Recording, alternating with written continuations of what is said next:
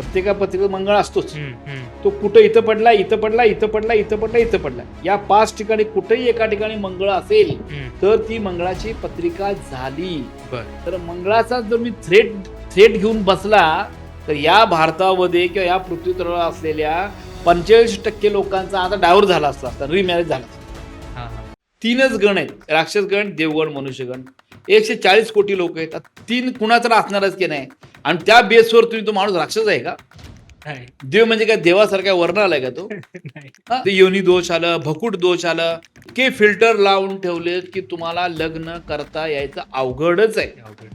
ते सोडा, हे पत्रिकेतले लॉकिंग, परत 6वा गुरु आला, 8वा गुरु आला, 12वा गुरु आला, 4था गुरु आला, 10वा गुरु आला. काय ब्रह्मचर्य राहायचं का काय?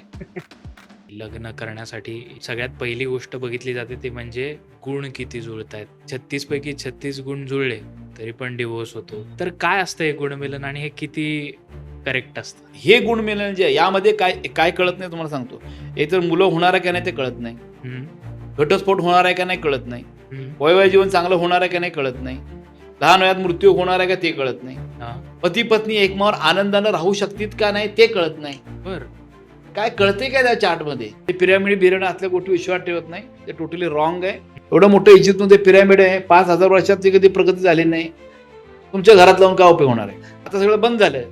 पैसे कमवायचे लोकांनी पैसे कमवून गेले. आता आले रत्नशास्त्र, कुठं काय लोलक बिलक ते चाललंय. Effect okay. काहीतरी टेक्निकली काहीतरी असू दे. वास्तुशास्त्र कुणाचं आहे? भारतीय संस्कृतीचं, आपल्या ऋषी मुनींनी काढलेलं आहे. बरोबर. आता आपल्या ऋषी मुनीने काढल्या वास्तुशास्त्र तुम्ही कलियुगामध्ये पिरॅमिड लावून प्रॉब्लेम सॉल्व्ह करणार का? मग तुम्ही ऋषी मुनीपेक्षा मोठे झाले का? कलियुगामध्ये आपण कुणाकुणाला जास्त जास्त देवता कुठल्या आहे की तुम्हाला प्रोटेक्ट करू शकतात? एक तर कालभैरव. हम्म. कालभैरव आहे. साधना पण तुम्ही करताना कालभैरव 52 टाईपचे कालभैरव आहेत. बर. ते कालभैरव काय ते समजून घ्या. कालभैरवाची उपासना करताना कालभैरव कुठल्या देवीचा आहे? मग 51 पीठ आहेत. अच्छा. मग ते प्रत्येक पीठाला एक एक कालभैरव आहे, वेगळा भैरव आहे. बर. त्यामुळं तो भैरव कोण? सध्या आपण महाराष्ट्रात बघतोय की काय चाललेलं आहे ते नाशिकच्या प्रकरणावरून.